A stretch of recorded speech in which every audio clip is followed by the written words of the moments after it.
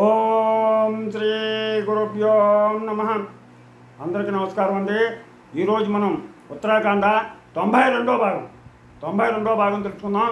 ముందుగా గణేశ ప్రార్థన. శుక్లాంబరధరం విష్ణుం శశివర్ణం చతుర్భుజం ప్రసన్నవదనం ధ్యాయేత్ సర్వవిఘ్నోపశాంతయే. గురుబ్రహ్మా గురుర్విష్ణు గురుర్దేవో మహేశ్వరః గురు సాక్షాత్ పరబ్రహ్మ తస్మై శ్రీ గురవే నమః. శ్రీరామ జయ రామ జయ జయ రామ, శ్రీరామ జయ రామ జయ జయ జయ జయ రామ. శ్రీరామ రామ రామేతి రమే రామ మనోరమే సహస్రనామ తత్తుల్యం శ్రీరామనామ వరాననే. హరి ఓం. ఉత్తరాఖండ ఈరోజు మనం 92వ భాగం తెలుసుకుందాం. ఇలాగా అశ్వమేధ యాగం చేయడానికి తగినటువంటి ప్రయత్నాలు సంభారాలన్నింటినీ కూడా సమకూర్చమని చెప్పేసి తమ్ముడికి చెప్పాడు.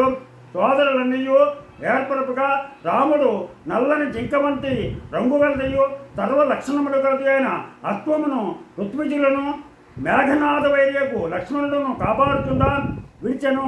తరువాత వేగముగా నైమిసారణ్యంలోకి వచ్చి అందు ఆ యజ్ఞవాటిని కాంచి అద్భుతముగా ఉన్నదని రాముడు మనస్సునందు సంతోషించను. అట్లు నైమిసారణ్యమున రఘురాముడు ఉండగా రాజులు కానుకలను తీసుకొని రాగా ఆదరముతో రాముడు వారిని గైకొని ప్రేమతో వారిని అర్చించి విశాల భవనములలో విడియించెను. అంతర్లతో కూడి ఉన్న వారందరూ భరత శత్రుఘ్నులు అన్నములు పానీయములు వస్త్రములు ఏవి కావాలంటే అవి అన్నీ కూడా సమకూర్చుతున్నారు.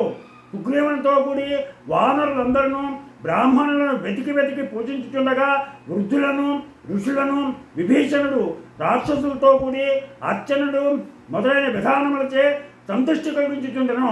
గుర్రమును సుమిత్రాతనయుడు రక్షించుతుండగా విధి విధానముగా క్రతువు జరుగుతుండగా పరితుష్టిగా ఇప్పుడు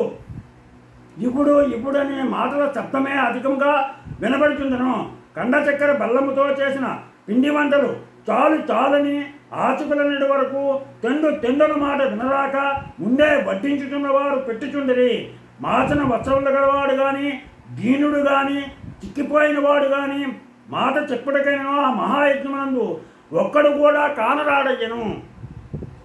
ఎంతో కాలం నుండి జీవించిన మునీశ్వరులు ఇట్లు తలంచిరి. పూర్వం ఎప్పుడునూ ఇటువంటి యజ్ఞమును చూచి ఉండలేదు. మనుల చేతను ధనాదుల చేతను అందరినూ తనిమితి చెందినట్లు కోరికలు తీరినవి. బంగారమును కోరువారు బంగారము, ధనములను కోరువారు ధనము, వస్త్రములను కోరువారు వస్త్రములను కొరత లేకుండా కోరిన వన్నయ్యూ కూడా పొందుతున్నారు. ఇది వరకు ఇంద్రుని యజ్ఞమును చూచితిని, కుబేరుని యాగమును చూచితిని, యముని యాగమును వరుని యాగమును చూచితిని.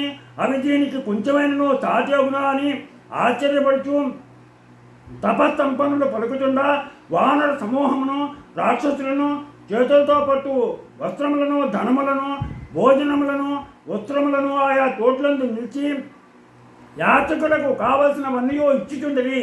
ఇట్లు లోటు లేకుండా సర్వగుణ సమన్వితముగా ఏడాది పాటు ముఖ్యకుండా ఆ యజ్ఞం సాగుతుండను. ఏడాది పాటు నుంచి ఈ యజ్ఞం సాగింది. దీంతో 92వ భాగం పూర్తయింది. వీరందరూ కూడా ఎంతో భక్తి శ్రద్ధలతో ఈ ఉత్తరాఖండ్ని శ్రవణం చేస్తున్నారు. మీకు ఆ రామయ్య తండ్రి ఆశీస్సులు మీకు మీ కుటుంబానికి ఎల్లవెల్ల ఉండాలని కోరుకుంటూ మీకు నా ఛానల్ కనుక సబ్స్క్రైబ్ చేయండి, అలాగే లైక్ చేయండి. మీరు ఆపాలి.